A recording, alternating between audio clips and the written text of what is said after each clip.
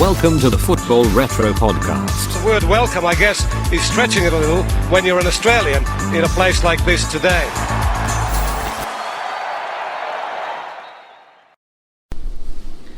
Hello, and welcome to a special episode of the Football Retro Podcast. It is a sad day in football today. It's a special one, and we decided to get together and have a chat about a monumental day in the history of our sport. It is sad because the greatest player of all time has left us. A special sad one for me. I'm here with a full table. We've got Fatty, Montasi and Akram. How you doing, guys? Hey Johnny, unfortunate that we meet on a day like this, but at the same time, as you said, it's monumental for our sport. It definitely deserves, worthy of a get together and have a chat and discuss the life of Maradona, I suppose. Yeah, somber day for the footballing world. It's great to be here and to remember the great moments as to why we loved him and what made him so great. Yeah, man, doing all right. Like, I've got to tell you, a bit of a shocking news, eh? Just a few weeks ago, we were celebrating his birthday, and now we're here. Yeah, about 3 weeks ago, I think it was, 2-3 weeks ago, we were here talking about his 60th, about celebrating him, what he meant to everyone, how important he is, and today we wake up to the news that he's gone. Yeah. How are you doing, Johnny? Doing all right with it? Not really, no. It's crazy, man. I didn't believe it. I woke up early this morning, and first thing I usually do is just pull up news and just catch up to what's going on, and football results and whatnot. Yeah. First thing that was popping up was Maradona dead at 60, and I thought, someone's taking the piss here, or someone's pulling my leg, or all these hoax shit that comes up every time. So jump on a few reputable pages, and there it is. Yeah, same thing with me. Got up in the early hours of the morning, my whole feed, all the story, breaking news: Diego Maradona's passed away. Yeah, it kind of hits home hard, especially being football tragics. Yeah, but it's a bit of a shock, I think, for everyone. It wasn't. You don't know how to take it. Like, usually when you hear of anyone passing, or famous people, personalities, actors, footballers, celebrities, whatever it is, it's more of a shit. They were so good at this, so good at that. Yeah. I don't know. With this one, it was just weird. Like, I didn't know how to react. I was like, is this real? Like, I didn't understand, because it's like the ending of an era, like the passing of a baton sort of thing. Like, no one can say, but it's Maradona, but you're going to look back at Maradona, as opposed to you're talking about someone who's still here. So it's a bit of a strange one, man. It's like an end of an era. Yeah, it does. It's considering, like, we were just talking about him. He was in the news recently. He was admitted into a hospital not too long ago. He just had his birthday. We just did a podcast on him, and like you guys know, we had a different topic in mind this for this podcast, but we just didn't think it was appropriate to talk about anything else like it was any other day after what happened. Like, I know when I woke up this morning, I couldn't believe what I was reading. That's right. We had a whole show prepared for this week. Yeah. And like we said in the Football Retro Instagram account and Facebook, today we couldn't think of anything else in our lives. Like, I couldn't go on with work. I couldn't do anything else. Like, everything else, whether it was doing just your work, whether you're talking to a colleague, whether you're sending emails, everything became secondary in your mind to the thought of Maradona going. Yeah, I just, the first thing I thought, fuck 2020, man. Far out. It's been a really crappy year, that's for sure. I'm surprised we didn't come up with a fake COVID reason for death. COVID related. We've got a bit of a tribute here in our room where we record. Do you want to describe it, Fatty? What do you see around you? It's a bit of a vibe, actually. I walked in and I just felt the aura. You looked up, and first thing that hit me was Maradona Napoli jersey, followed by Football Retro Mexico 86 Maradona celebration against England, which you can still buy, obviously, at Football Retro. I think you guys are going to be inundated with that. A lot of people will be keen to get their piece of history now. Got a couple of orders today already. Which people just want to feel connected, I guess. Generally, what happens, right, when someone of that stature passes away, their videos get more watched, or their movies, or their songs, or whatever it may be. So in this case, definitely something got the other Argentina jersey there. Is that did you say 93 or 94? I think it's about a 93. It's a long sleeve. Looks like a vintage long sleeve. Classic. I personally love the 86, the Lecoq branded one. It's a very, very classic vintage one. Yeah. But yeah, definitely a bit of a vibe as I walked in here. It felt more like a museum. Yeah, it felt like that. It was just and a the bit. hat.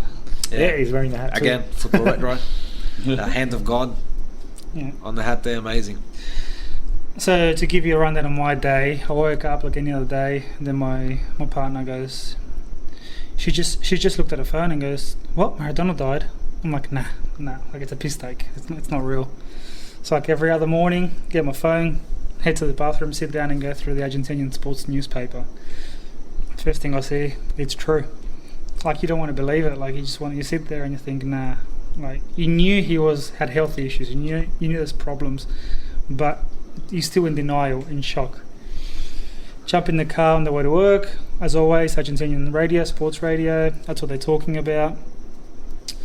I get to work. You can't help it. I don't know about you guys, but like it's like a bad car crash or like an eclipse. You shouldn't be looking at it, but I consumed as much as I could in the first half an hour of work. Yeah. Every article, every video, every comment, everything that I could read or see about. Like I needed to take it. Very invested. I needed to consume it. I just emotionally, like you said, emotionally invested. Yeah. And the lady that was at work with me was like, "Stop looking at it. It's gonna make you worse." I'm like, I need to like.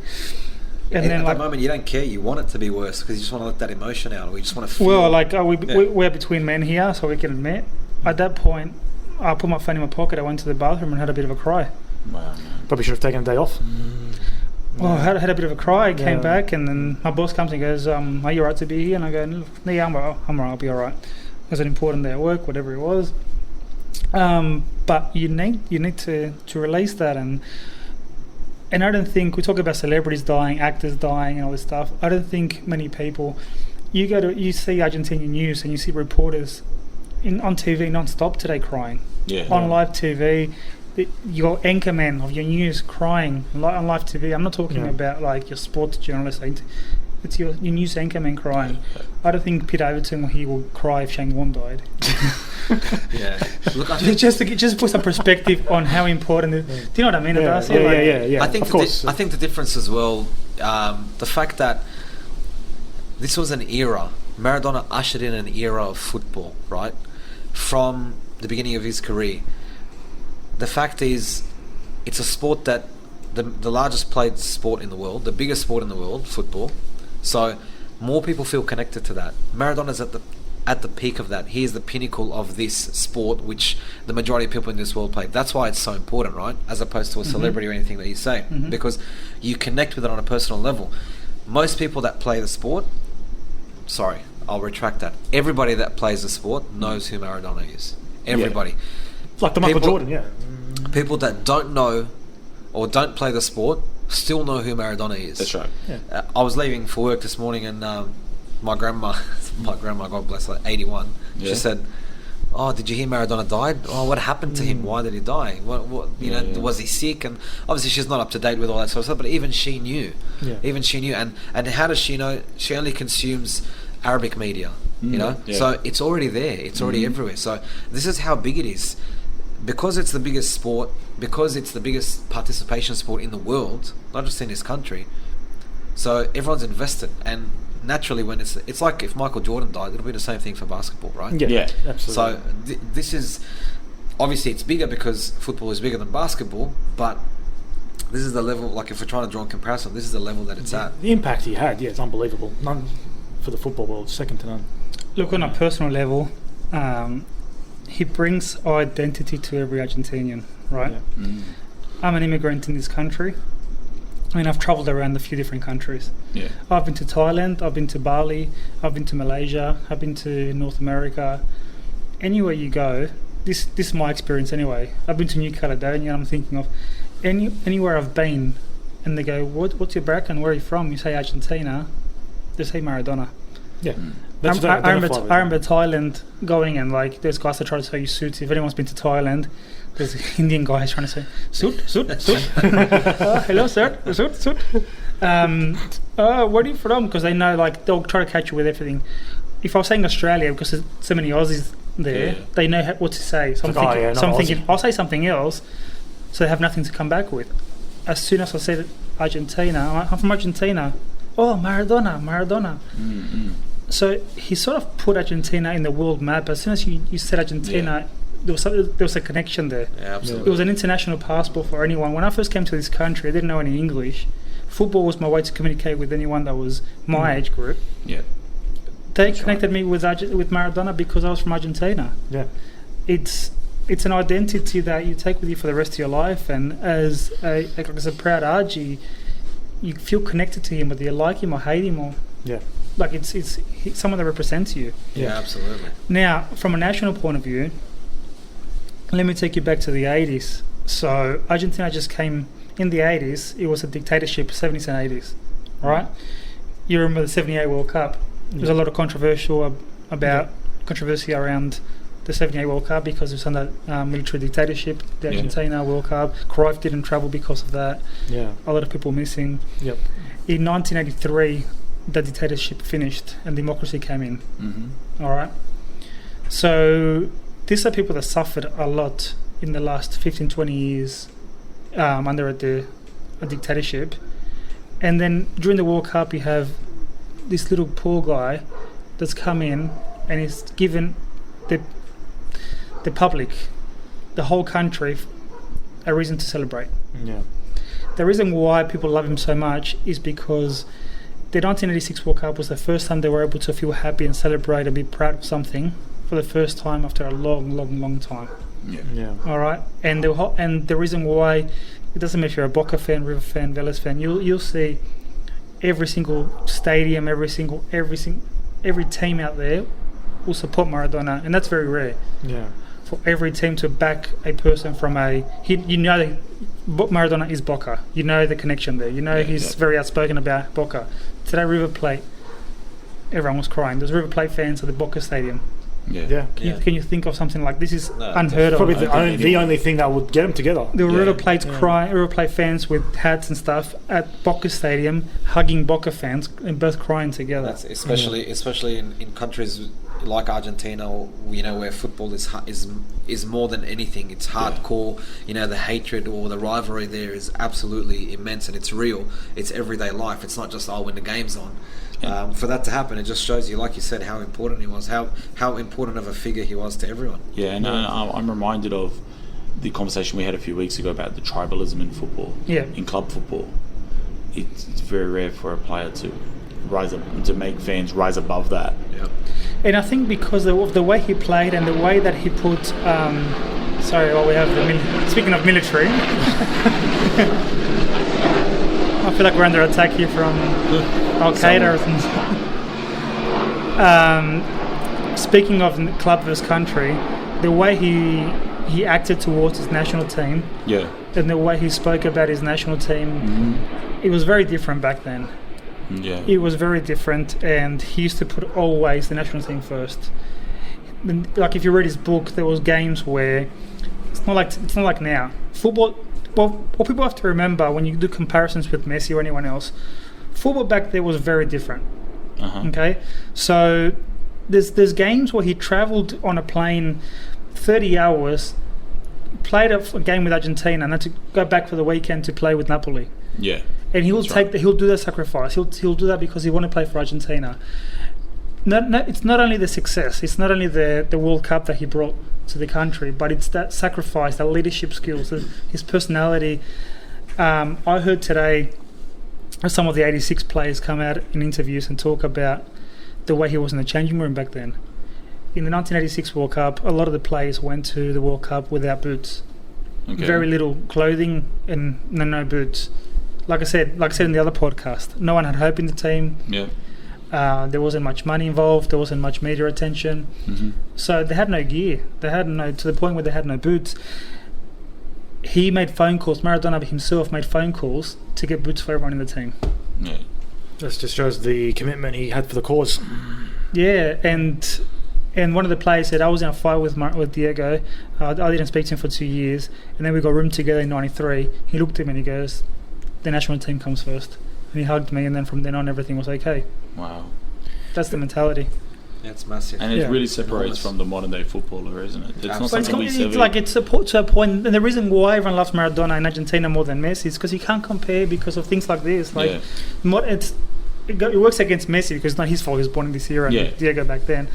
But it's different eras, and you can't compare one and the other. Mm-hmm. Yeah. Absolutely, I totally agree. Even the style of football.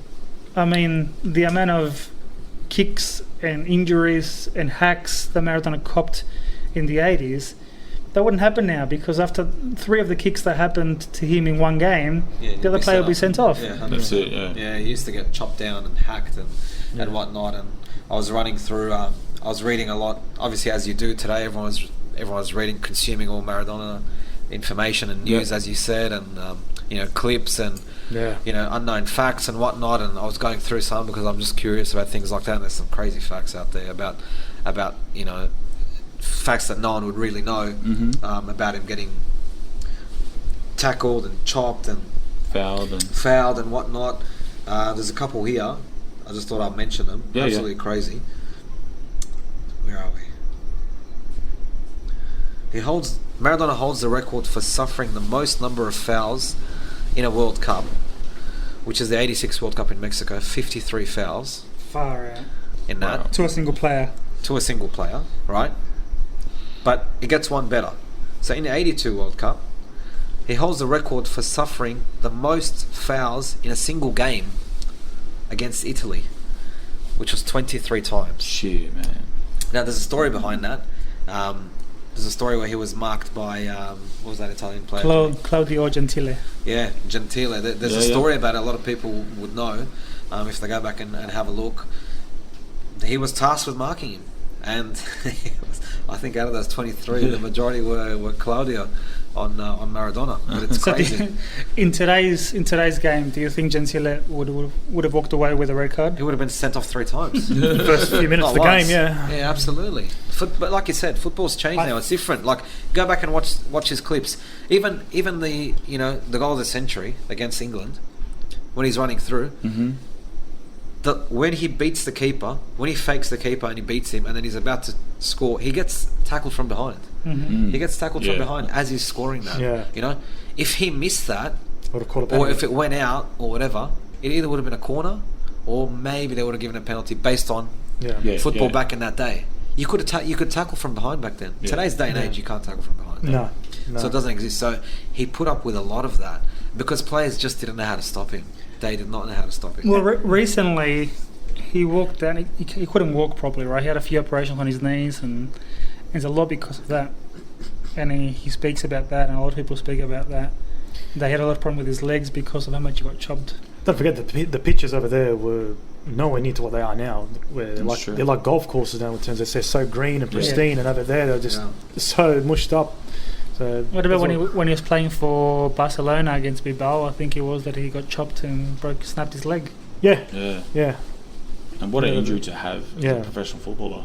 Absolutely. To have his leg snapped. Of course. I think it just shows you back then that the plan of attack against when you're playing Argentina or if it was Barcelona, Napoli is target Maradona, and that's what they tried to do. As you mentioned, as Fadi mentioned the facts with the fouls. But that's a thing that I think a lot of football fans really fail to truly understand about that 86 World Cup. We talk about, a lot of people love Messi. You have the Cristiano Ronaldo fans. People will mention Pele. For me, it's never, when you talk about Maradona, it's never about the numbers of goals, trophies, or whatever. People like the way Johnny just described going into that World Cup, the players didn't even have proper boots. Fadi turns around and says that he got chopped how many times, mate? 53 in that World Cup? 53 in the 86 World Cup, 23 times in a single game in 82 against Italy. But 53 in the 86, right? Yeah. The things that he, as an individual, had to overcome to accomplish that feat. Like, I failed to find a sporting accomplishment that even compares to it. And even, as Johnny's mentioned a few times before, the team that he had around him wasn't a great team, that he had with him, but he just carried them so well. That's the point. It was one of the most unique. That's what makes him unique. Accomplishments. I think if you look up all the sporting events that have ever happened, players that we've talked about, Olympians, they're usually the best athletes, the most talented in their pool. Yeah. But in a team sport, you really do rely on so many other players around you. It's one of the few World Cups, one of the only World Cups that someone's almost, you could argue, use the word single-handedly. Yeah. No pun intended. Yeah. There was no pun intended. That's how you said like, that, mate. I feel like there was a before and after Maradona in football. Yeah. 100%. Two sides of him. 100%. That's what I meant before when I was saying he ushered in that era, and now it's the end of an era. Yeah. You know, anyone that played, I mean, our age group, we were kids, you know, when Maradona was in his prime. Mm-hmm. So, or, you know, he won 86. I was a kid. Yeah, you were a kid. We were I wasn't born. We weren't born. Yeah, none of us were. Neither was I. Fuck, I'm showing my age now. Thanks, guys. Yeah, so that was an era. You know, as you said, anyone everywhere. I want to be like him. They wanted to be Maradona. When we played on the street, the kid that wore the Maradona shirt, you knew was the best kid. Yeah. Or you're like, oh, you better watch out for this guy because A, he's wearing a number 10, Yeah. B, he's wearing a Maradona. Yeah. You have to watch out for him. Yeah. That's it. It's true. I read my mate's post today, and he said like something along this lines. You speak about you go play with your mates, you go play indoor, you go play at your club level. For that one day, for the one moment, you want to be like Maradona. We all dreamt of going past. He's saying going past the English like they were cones. Yeah. Like, you know, even when like we do like your commentary, you know, when you're playing and you do commentary, and, like for that moment, you're Maradona. Like, you're not. I don't know. You're not any other player. The player that comes to mind is Maradona for a reason. Yeah. He's the icon. Like Fatty hit it on the head. The biggest sport in the world, and he's the biggest player in the sport. Oh yeah. That's it. So he's possibly the biggest sports person of all time. Yeah. Yeah, this will be the biggest sporting death in our history. I'm going to call it now. Look, the day I think Messi or Ronaldo go, Or might Pele. be. Or I don't think maybe so. Look, Pele. Pele's different. Yeah, but you know Yeah. why? You know why you're saying Messi and Ronaldo? Purely because of the era that we're in and consuming social media and everything's available at your fingertips and it's bang, bang, bang right there. Fame is a different thing now. But yeah, 100%. Social media was around back but then. for what they did for the sport, Maradona takes it hands down, no question. I think of people. I can't even find comparisons in football. I think of someone like Muhammad Ali when I think of Maradona. People who represent more than the sport, represent people. Yeah. He represented the downtrodden. He represented the worker. Yes. He represented the poor. He represented the masses. Yeah. And for me, that's it goes beyond sport. Like when we mourn the death of an individual like this, you're not just mourning the death of a sportsman. Yeah. You're mourning the person As a person. of a great individual who did a lot for his nation. A lot of the focus in our last podcast about Maradona was the impact he had in Napoli. Yes. Oh, absolutely. We couldn't think of any other player that had as much impact in one city or one club as Maradona did in Napoli. Yeah, we mentioned a few names and no one was close. He was insane. I've heard stories that where he couldn't go out to go buy shoes or get some pizza. Like he was just mobbed everywhere he went. I'd be curious to see how the mood is there, how it's been received. Well, they announced today that they're changing the San Paoli Stadium To Diego Maradona. I heard that. I don't know if that was true. Yeah, Wow. listening on the radio, someone from Italy's come out and said, yeah, it's true. They're looking to change the name That's huge. to Maradona. Yeah. Oh, given what he did for the club and the legacy left. And Isn't I'm Argentina's surprised. Juniors stadium named? I was lucky enough to go to a game there last year to the Diego Maradona Stadium in Argentina Juniors there. And the tunnel, you know those tunnels that blow up into... Yeah. So it was a picture of Maradona as he blows up and you walk out of the tunnel. Yeah. There's Maradona there. So I was lucky enough to be there last year in March. Wow, that would have been nice. Cool.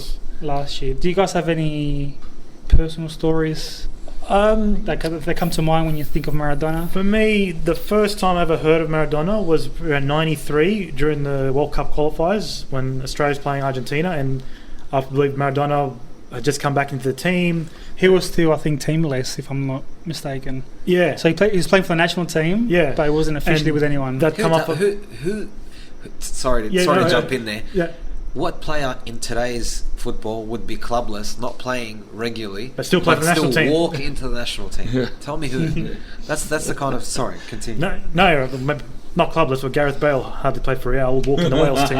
That's Wales, but come on, Wales. Like, he wasn't clubless, trust me. The Real Madrid accountant knows he was playing golf for that. He was playing golf anyway. Yeah, the first time I heard of Maradona, 93 World Cup qualifier against Australia. Argentina had come off the back of a 5-0 loss to Colombia at home. They called him into the team, and he'd come to the country. They were playing in Sydney the first leg, and a lot of talk, Maradona's here. And then I remember the ask of who's going to mark him, and I remember the name of Paul Wade came up. He was the captain in Australia. Oh, don't think. I know a story about this. Continue. Yeah, and then, it's a fucking joke. And then and the game ended 1-1, and then Argentina won 2-0, and then World Cup 1-0. 1-0. Sorry, and then a few months later, World Cup starts. I get the. Sorry, do you remember the 1-0 goal? It was 1-0 over here. Yeah. Was it a Sydney Football Stadium? And then it was the River Plate Stadium, and Batistuta crossed it in, deflection, it went in. Yes. Yeah. No, that was the one. I was only 6 at the time, but I do remember the highlights afterwards. But bro, you know every single game from the '98 World Cup and then '66 World Cup. I'm just saying what I remember back then. Disrespectful. I'm just saying at the time. I was saying at the time.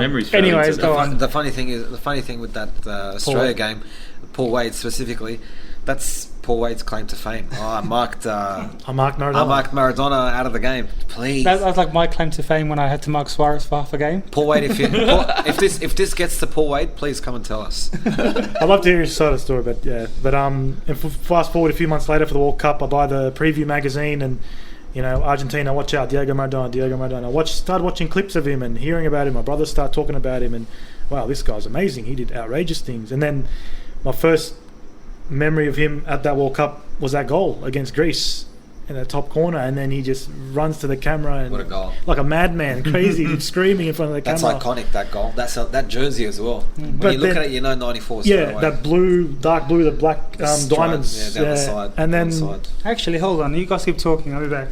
There we go. Yeah. And continue. Sorry, guys. Johnny's just got to have a cry in the bathroom. I'll just mention then. Unfortunately, then he got sent home. Yeah, I remember that. I remember specifically the game where he got walked off the field in '94 after the drug test, or to take him to do the drug test, whatever it was. Yeah. I remember him being walked. He was walking off the field, waving to everyone. Like everything was fine, and then after that, we heard he got sent home. Thinking, what the fuck? Was it that was in the group stage? I think, wasn't it? He only played 2 games. He got sent home after 2 games, if I'm not mistaken. Johnny can clarify. And then they lost to Romania in the round of 16. Yeah, but it was crazy. I think it's kind of a. That's the jersey. Yes, there it is. I know Exactly if viewers, listeners can't see it, but the dark blue. I just remembered I've got it. We'll get the dark blue with the diamond like. Stripes down the middle. I'm sure Johnny's working on live streaming these podcasts soon, so eventually you guys will get to see this. But is that an original or a replica? It's an actual Adidas one from overseas, from Argentina. That's a fantastic. Number condition. on the back? No number. Oh, okay. But that's vintage, it's a dark blue. That's what I remember. Yeah. That goal, the Greece game. Yeah, the 4-0 win. It's this jersey. Yes, and he runs to the camera. Yeah. So for those who don't know what we're talking about, it's the navy Argentina away with the black collar. It's diamonds. got the black diamonds that are patterned running down the right hand side of the shirt. Iconic shirt. Yeah, so that's pretty much what my memory was. That World Cup '94, his goal. You were mentioning how '94 after 2 games he got sent home. Yeah, that was very sad. Yeah. And that's what kind of was sad as well. That I didn't get to see him. The first time I heard of him was from his beginning of his downfall. That's a shame. You missed it. It's just that timing, You missed the era. But that's my story. Do you have any memories, Fatty? My memories all revolve around me wanting to play football professionally as a kid. Yeah. And that being my dream. And your parents telling you, who do you think you are, Maradona? This is always what we got told as kids. You know what? I haven't thought about this, but it's true. That's the comparison you always get. Like, relax, you're not Maradona. Like, in the playgrounds. 100%. In the schoolyards. As kids, this is what we got told by our parents. So our parents obviously knew the best player that when you played out on the street with other kids, and you did a little move or beat someone or nutmeg someone, and we're like, oh, Maradona. Yeah. It was the first thing. That was bang, bang, bang. As you said, it was always that. Like, obviously, the only association I had with Maradona was watching him. Nothing to do with background or anything like that, but admiration. Yeah. That's all it was. And coming from a background where it's just football and no one plays any other sport, That's all everybody knew. It was Maradona or Pele, and you were either hard Maradona or hard Pele. But I would say that 90% of Arabs would all say Maradona because he had that flair about him. People just loved him. He was a very popular figure in the Arab world. Definitely. Still is. Yeah. You know what? Like when you say, "Who do you think you are, Maradona?" Which is 100% right. I didn't even think of that. It tells you that that's the bar. Yeah, of course. That's the bar. That is. Absolutely. Like we have, like in today, we haven't lost a player. We've lost the player. Yeah. That's when you say that it just clicked. Like we haven't lost. We've lost the player, the icon player, the standard for all of football across ever. Like it's. I'm just going through some unknown facts about Maradona, so you guys keep talking, and if I find something interesting, I'm just going to jump in and done. I'll throw some for Any you. memories of Maradona? Mate, you know what? It's a really hard one, Johnny, because my first memory of Maradona was when, me and you became friends. Yeah. Man, we've known each other for 23 years. You weren't long in this country in year 6 in Maryland's East Public School. How'd you talk to each other? Did you speak Spanish? No, he's sign language, man. My broken English. Hola, amigo. My broken And English. it was from knowing Johnny and getting to know Johnny and his family, and that I got to know football, that I got to know Maradona. So it's a real personal one. And this morning when we found out about Maradona, I first thought about Johnny. It was the first thing that came to mind. I was like, I was probably a bit too early to wake everyone up. But yeah, that's the first thing I remember was our relationship and our friendship blossoming and growing, and it was through football and through your eyes getting to see a bit of Argentine culture here in Australia, through the passion that you and your brothers and your dad and your mum, you as a family would watch every game, follow everything that would occur for the Argentinian national team. And it's a tough one because, we all, actually everyone here on the table are like second generation or first generation immigrants who've come from different nations all around the world. It's tough coming from nations that don't have some iconic figures behind them and who aren't defined by one or two things, especially something that they're proud of, like a sport or a figure. Don't you have Afadi? Don't you have Eric the Eel? Eric. No, he was Ethiopian, wasn't he? Or Kenyan? Equatorial Guinea, actually. Wasn't he? Hey, which Olympics was he from? Sydney 2000. Was he Sydney 2000 Olympics? I remember that. Who are the two guys that did the world record line? Do you remember that show, TV show, the funny show we had for the Olympics? The Dream? No. I know who you're talking about. The two Aussie blokes. Roy and HG. Yeah, The Dream, yeah. This guy knows everything. What the fuck? The Dream, Roy and HG. Oh, I felt like yesterday, man. Yeah, that's exactly who it was. Like he was bloated like he'd been on fucking food rations in Ethiopia where they only eat rice and you get bloated because of that shit. That's what he looked like. I'm like, how's this guy going to swim? Equatorial Guinea, other side of Africa. Same shit. I love a Nazi, man. He knows everything, even his work. Equatorial Guinea. I wouldn't have a clue. Just touching on that thing you were mentioning, Ak, about Johnny and the patriotism and whatnot. I experienced that firsthand. Obviously, I haven't known him as long as you have, but I experienced that firsthand watching World Cups together. Yeah. Especially 2014 World Cup. The brothers would be there. The three Brancati brothers, and whenever it was an Argentina game, it was always at their house.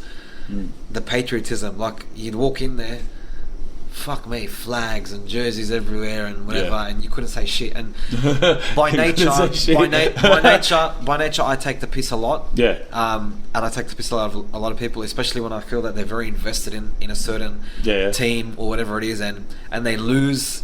Because we don't have that. Like, I don't have a team like that, so I like to rub people up the wrong way or get under their skin.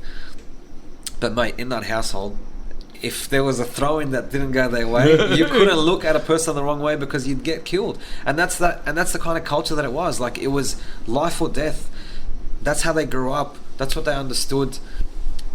It was everything. It embodied that patriotism, and it didn't matter what the sport was.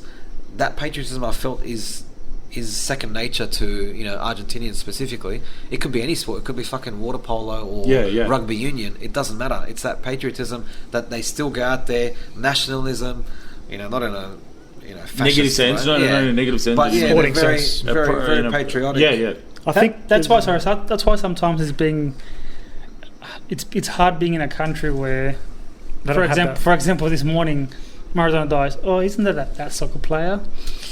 Yeah. And you're thinking, mate, it's not quite. It's not quite that soccer player. Like it's like you're talking about the pride for national teams. We had that discussion a couple of weeks ago on our show about international football, and that's one of the examples where Maradona had that passion for his country. He'd fly halfway around the world to play, as you mentioned before. So, but now it's like, international. It's a religion now. Like Maradona to Argentinians is basically God. Like didn't they start a church of Maradona or something? Is. Yeah, there's a church of Maradona. Like that's the level it's at. Like blasphemous or not, that aside, it's crazy. This is the level that But they the had impact him. he had on That's the level that people had him at. Look, it was at times growing up with Johnny. I'll be honest, there were times where it was a bit hard to relate to see that the visceral passion. Is that because you have no culture? Yeah, well, pretty much, man. Like, I'll be honest. Unfortunately, but it was a bit hard to relate to, especially when we'd be talking about like friendlies and shit. I could sense his pride in his national team when I first met Johnny in '99 in Year 7. Yeah, that's when he's like had his Argentina shirts on international days and on any other day it was. Yeah, it was. But through the passion, I always felt inspired towards passion for the game. Not necessarily towards Argentina as a national team, or even to Diego Maradona the way Johnny would, of course, but to the game and the love of the game. So my personal stories with Diego. Obviously, I was not born for 86. 1990, I was way too young to realise what's going on.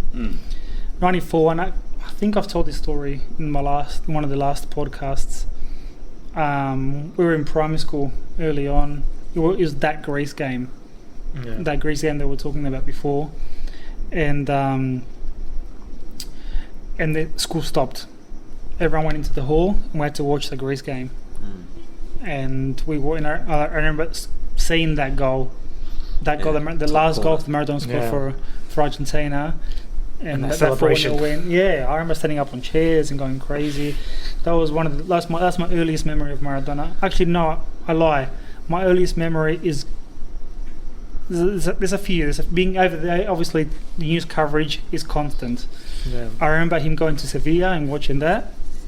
That was constantly on. I remember when he played for Newell's Old Boys. I remember there's one time where he was on a farm somewhere, or like in a private house, and the media tried to get to him, and he got a pellet gun and started shooting the media, and that was in the news. I remember watching that at my house. But I don't know if you boys know this. The one time I remember is meeting him personally, or seeing him personally. Wow, nice.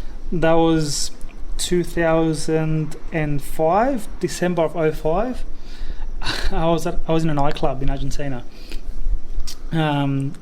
Sort of close to the area where he used to live when he grew up as a kid. It was a big nightclub there. It was called Sunset, I remember. And we're there with our mates. Over there, it's not like Australia. Over there, the nightclub starts at about 2-3 a.m. All right? So we get there about 3 a.m, we're partying, we're drinking, we're dancing. At about 5:30, 6 o'clock, security guard starts pushing us away. And like, what's going on here? All of a sudden, like, there was a room, a VIP area. We all get pushed away. That gets closed off. So pretty much a third of the club gets closed down. All of a sudden, next to me, I see Maradona walking past with his entourage. Yeah. His daughter was there. There was famous soccer players over there with him. Yeah. He had a Lanús jersey on, and he walked past, and you could see him in the distance there dancing and like partying. At 6 a.m, he just walked in like nothing and started partying. Like that was 15 years ago. He loved to dance. Pretty much to the date, 15 years ago. Wow, that's incredible. Yeah, and he was just dancing. He was just partying with his daughter. What caught me was like he was dancing with his daughter. Like he went clubbing with his daughter. Yeah. But he was a few meters away from me at one point, and I was like, "Fuck, I'm near Maradona." I remember taking photos. There was no smartphones back then. I They had had, the flip phones. I had a remember those Motorola Razors? Yeah. So I took photos with that. So fucking, he looks like a robot with the pixels, and so you can't see it properly. Atari-like graphics. Yeah, exactly. You can't see it properly, but that's one of the memories that I have of. Interesting, man. I'll throw a couple of crazy did you knows out at you guys.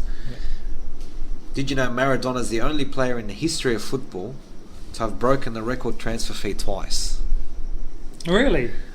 Twice, not once. Yeah. Twice. So Barca and Napoli.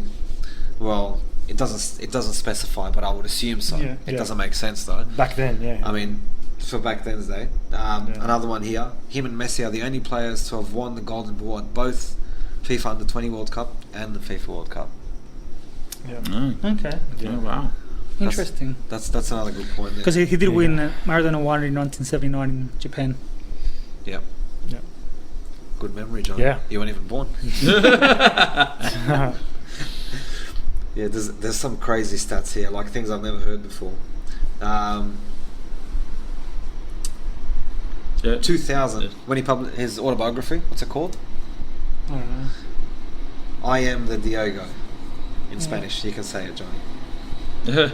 So apparently, that autobiography, the Cuban royalties that came out of that book, he donated to the Cuban people.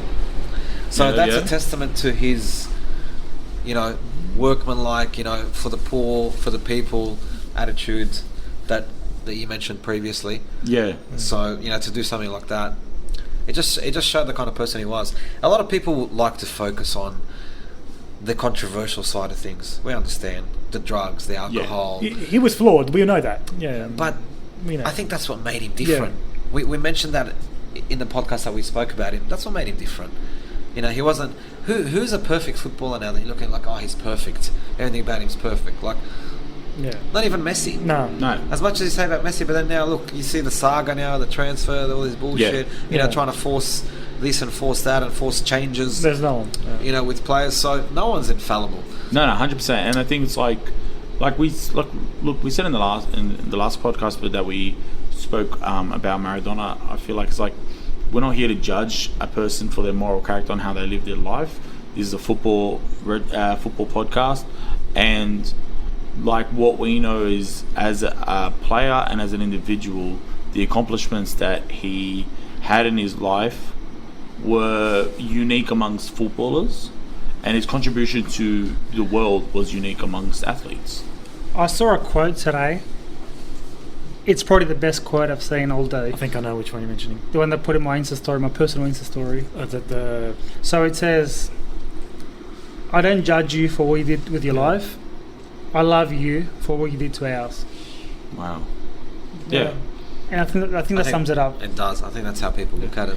And another one as well, talking about quotes, when Michel Platini said, what Zidane can do with the ball, Maradona can do with an orange. Yeah. So... No, yeah, look, a very unique individual. For example, Johnny, I know you're familiar with this story, but in '84, Maradona had apparently asked Napoli and FIFA to arrange a friendly in order to help an ill child. Both refused. So what does he do? He organises a game on the field opposite the child's house. 4,000 people end up attending the game. You can't do that today. You can't. No. And you'll see a lot of this. There's images of that. There's footage of them playing in the mud. Yeah. And there's these cameras are close by and there's people close by. That's the game you're talking about. Yeah. So we're scoring in the mud and playing. That's the game you're talking about. That doesn't happen. It's now. impossible for that to happen now. Look, it doesn't, but I don't even think it would be something that would be common back then That's either. true. That's true. Because he was always a maverick who was never afraid of breaking rules. And that's something that characterized him as well. Speaking up against FIFA, speaking up against corruption, speaking up against powerful figures, being very involved in politics, doing all that stuff is something that characterized him. He was very politically involved. Not liking Pele. In his earlier years, that's because Pele was very involved with FIFA and in the corruption. He was okay with that just to make peace with everyone, whereas Maradona wasn't. Look, for me, Pele was a sellout. Pele became a sellout when he started selling fucking erection shit. 2002 World Cup. I gave up after that. I'm like, Talk fuck to your this doctor. I would. guy. Yeah, like that. I'm like, this guy just sold out. Like, what he did about erectile dysfunction? Like, is he trying to say that he has problems with it, or I don't know. I don't want to make this about Pele, but for me, that's when I was like, yeah. I think as well what He's not the GOAT in anymore. 2000 when the FIFA Player of the Century Award, Player of the 20th Century Award was awarded, and they had a poll initially on the internet, and Maradona got the most votes By far. Yeah, and FIFA decided, let's make a committee and have journalists and whatever involved to make it more fair, because people that voted online maybe didn't see Pele play, and then Pele got more votes on that way, so they just gave a joint award. So that kind of was a bit silly for FIFA to do. You know. It's a bad image to give Maradona an award at that peak when he was talking so much crap about them and he wasn't very professional. And yeah, but then he's like, the people voted for me. Yeah, but he's always been a fan favourite. That's the problem. Yeah. The politics is always an issue. But, Politics is always an issue. I think as well, we talk about his impact on the field, but even when he started coaching, I don't know if you guys remember the 2010 World Cup. Of course. His presence on the sideline, everyone was focused on him. Wow, Maradona's coaching on the sideline. I remember one game, Argentina versus Nigeria, and Nigerian striker Yakubu was on the sideline taking a throw in, and he's having a chat and having a laugh with Maradona. He's like, wow, this is amazing. Maradona's on the sideline. Yeah, if I was playing for anyone at the World Cup, I'd be thinking, I just want to be near Maradona. You'd want to be drawn to Argentina. That just shows like even the players on the field were starstruck. They got a game there, but they got Maradona on the sidelines. Like, wow, this is a dream come true. Well, I think one of you asked me in the last podcast, why did Maradona become coach? Was he worthy of becoming a coach of the national team? And we spoke about the marketing side of things and selling out stadiums. Yeah, mentioned that. And the motivational presence he had for the team as well, more than being a coach. Even now, he was coach of a team in Argentina, and he wasn't really the coach. There was another coach that was put in there, and he was just more the public figure for it. Yeah, yeah, and he got that's. But another story as well before we move on about '98 World Cup. I just read this today about on the eve of the final at the Stade de France, and ESPN reporter Gab Marcotti was. And he and other journalists were around interviewing Pele before the final, giving his thoughts on the final. And then they see Maradona in the concourse of the stadium, and everyone starts rushing, and it's only Gab Marcotti and Pele there. And Pele's like, "What's going on?" And then he got told that Maradona's here, and then Pele just smirks a bit and shakes his head. It's because even he had to give it to him that you got to be honest. He was a bigger draw card. Yeah, and but Pele was always a why? more safer interview. Exactly. Like you go to Maradona, you might have some sort of controversy. Yeah, you're gonna hear something. Yeah, that's gonna be something that's gonna sell your article. Yeah, or that's it. No one to see Pele. Pele's gonna say whatever. Yeah, it's gonna be a tight game. It's gonna be a lot riding on it. Yeah. I think the biggest peak or the biggest point in Maradona's football career, and the thing he's remembered for the most, is that game against England. By far, it has to be definitely. Yeah. Mexico '86. That England, those 2 goals against England, and then lifting the World Cup. Yeah. It's iconic. It's iconic, and that was the peak. And then after that, he went to Napoli and did what he did. But not just the 2 goals, the type of goals. One was the hand of the gun, the other one was the goal that's unbelievable. 2 of the most memorable goals ever that World Cup's in the history of ever football. Produced. Yeah. That football's ever produced. I mean, did you guys see Gary Lineker's post today? No. He was like, "Oh, very deeply saddened by this. You are now in the hands of God." Mm-hmm. And I remember what at the time, a few years ago, the English defender was saying one thing he regrets was not chopping Maradona down, tackling him to stop him running. Oh, they tried. They tried, but I mean, what's this? The English again? Yeah. The English are a bunch of hypocrites. Can I just say that? Say what you want. It's your podcast. They call Maradona a cheat for scoring with his hand, but they celebrated the 1966 World Cup when the ball didn't cross the line. Jeff first. Well, they celebrate the 0-2 win against Argentina when Owen dived in the box and they got a penalty. So you can't pick and choose when. It's always different when it's your side. Exactly, that's right. benefit. Yeah. But the thing about the 2 goals, look, I don't know how much we would remember the hand of God if for a couple of things. Number one, if it wasn't followed up by the goal of the century. Number 2, if they didn't go on to win the World Cup. And number 3, if afterwards he didn't run over to the cameraman and say that very iconic line, that it was God's hand that put it through. Yeah. Like the cheek and the smart ass of this guy at that moment to say something like that. And I mean, honestly, I don't think he was actually trying to be smart ass. I think he was being very authentic. Yeah. Because he wasn't trying to say that his hand was God, but he was just trying to say God worked through him, right? Yeah. So I don't think he was trying to be smart, but it was just the cleverness to actually just to have something to say to a cameraman at that moment. That's right. Didn't he say a little bit? Didn't he say it was a little bit of Maradona's head and a little bit of God's something hand or something like that? Yeah. And that's what I mean. Like he was being very diplomatic about it because it was nothing with his head at all. He looked like he was about to slam dunk that ball. Yeah. That's how high. That's why you see some comments on social media now, and it's like, oh, but he was a drug addict. He was a bad person and all this stuff. It's like, I don't know, judge him for what he wanted. Yeah, he wasn't the ideal citizen. No. But you know what? I'll look. Funny you say that because I was looking at a thing here a comment that he'd made about that. So he didn't. You know, from what I'm reading, it's not that he didn't know that he had a problem. He acknowledged that, and I think that's what made it different. Whether he embraced it or not, you could argue, but that's the lifestyle he chose, and he knew that he was going to go out eventually. He didn't think that he was, not going to do that. I try to remember. Sorry, mate. I just try to remember the fact that no, we can't put athletes on a perfect pedestal. We don't know which athlete. You might be sitting at home idolizing an athlete right now that tomorrow massive news comes out about him. So many athletes that have been put on that pedestal only to be brought down by the media and by mistakes and stories and all that. I try to stay away from the morality of an individual. Look at Tiger Woods, one of the most universally loved athletes, and then the next day he was not. But that's what I'm saying. Like he recognised that. He didn't shy away and didn't pretend that it didn't exist. He embraced it and said, "Well, yeah, that's what it is." Like the comment here, he says, Maradona states in '96, "I was, I am, and I will always be a drug addict. A person who gets involved with drugs has to fight it every day." So even when you're not, that's it. It's in your head. So he's man enough to say that. He did try. No one's advocating or supporting or saying whatever. But you got to give the bloke the credit he deserves in that regard. He acknowledges he had that issue. He faced it. He was honest about it. At the end of the day, we're all humans, and if you choose to do what you do with your life, and you're responsible for your own actions. Well, that's the thing. And I think he did try, Johnny, correct me, but he did. There was a point where he stopped it completely, doing all the drugs and alcohol and whatever, but for a period of time, and then he went back on it. At what point in his life are you talking about? I think after his playing career, like in the early 2000s. He completely stopped.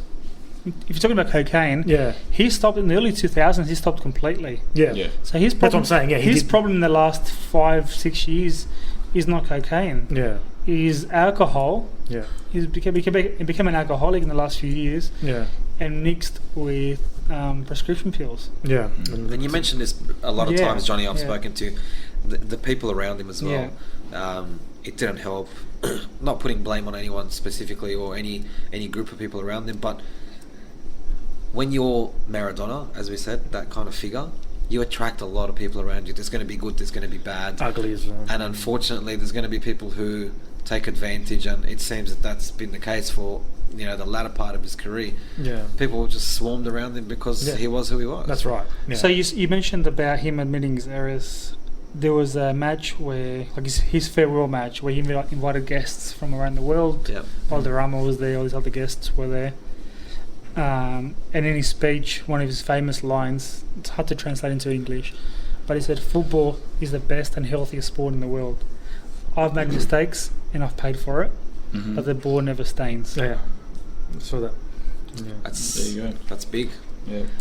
So going back to what you said about admitting your errors. Yeah, absolutely. He's not, like I say, he's not an ideal citizen, but he doesn't shy away. That's the thing. Like, it's not someone who makes a mistake and runs away from it, or and that's what people admired, I think, because at the end of the day, everybody knows we're all human, right? Everyone makes mistakes. Yeah. The fact that you can make that mistake, own up to it, whether he chooses to continue it or not, that's up to him. Did he hurt anyone personally? Maybe his immediate family. But in terms of anyone else, who are we to judge what he did? You're going to judge him. You're going to judge him on what he became or the sport that he was involved in, because that's what it is. That's what we remember him by. Yeah. I'm not going to judge him. It's like me coming and judging your personal life. It's none of my business, right? That's right. So there's a few Maradonas comparisons Yeah. after he's finished his career. Yeah, that's right. After he finished his playing days, I got a list here of players that were dubbed the new or next Maradona. First one was Throw us some names. First one, Diego La Torre. Okay, he played for Boca, Argentina. Yeah, played for Racing, played as well. I never seen probably one on the list. Fuck, that looks like a long list. It does. Yeah, well, Everyone was they had a lot of Maradona. hope. Yeah, so we got Ariel Ortega. He was. Ortega, I remember him. okay, He was a yeah. quality player. Marcelo Gallardo.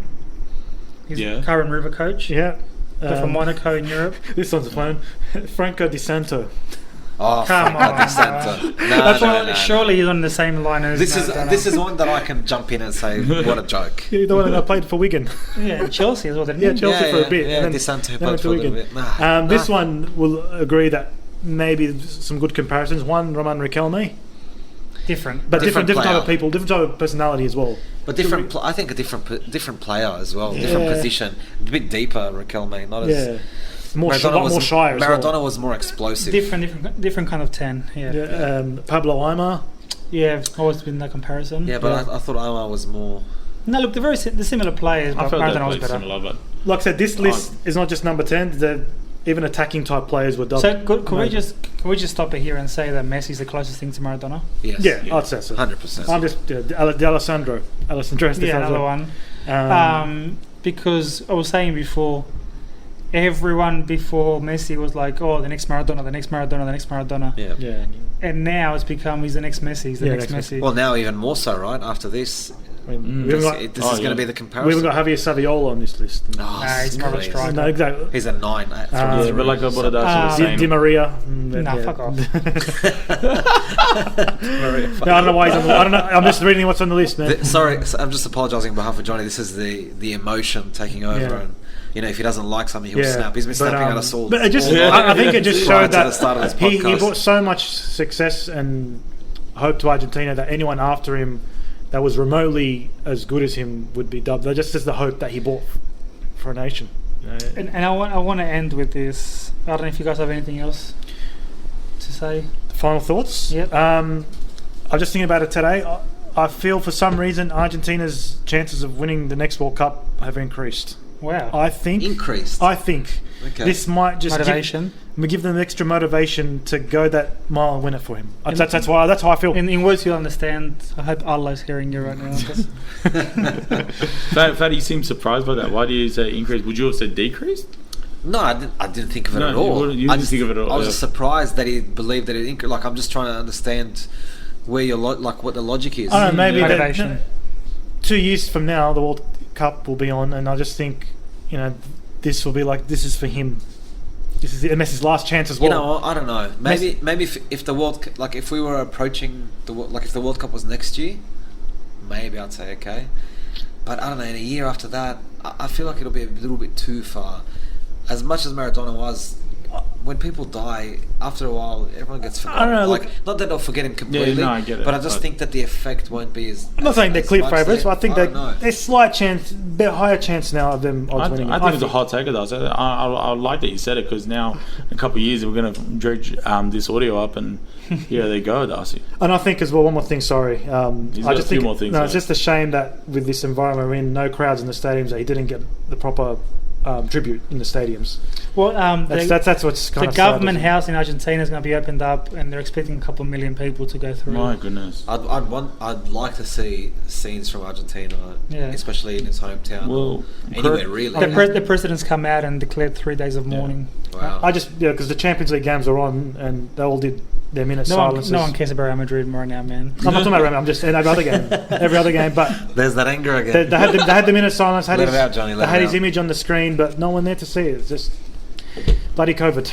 Bloody Like- COVID. No, I mean, I think we've said everything that needs to be said. Just rest in peace. Fatty?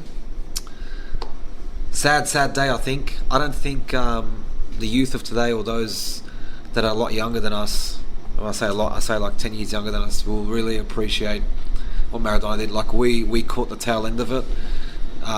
We maybe caught the last 5-6 years of his career, for me personally.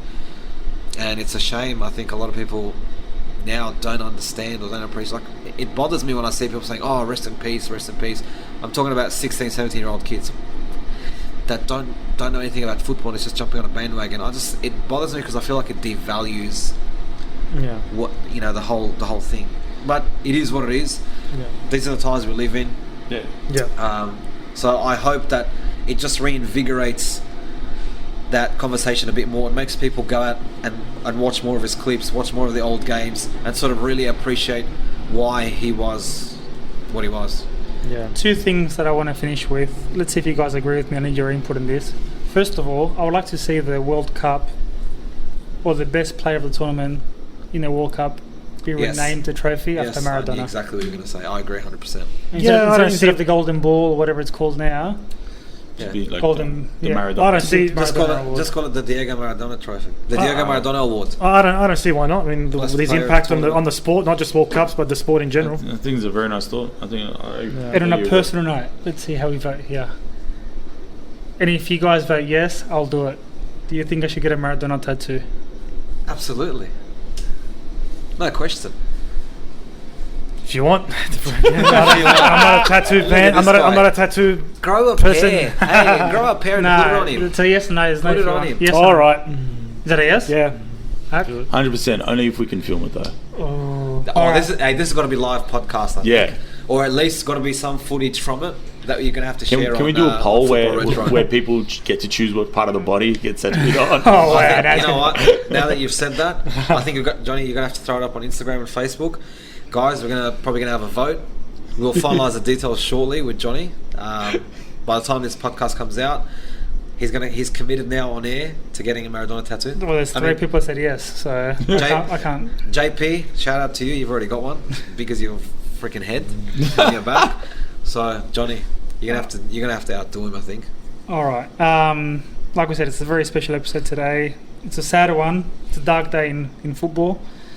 But it's been a pleasure talking to you guys. Thanks for coming in and having this chat. No worries. Thanks, guys. See you guys next time. And as always, footballretro.com. Come check it out. And as always, please give us feedback. Send us messages. Get in touch with us. See you next time.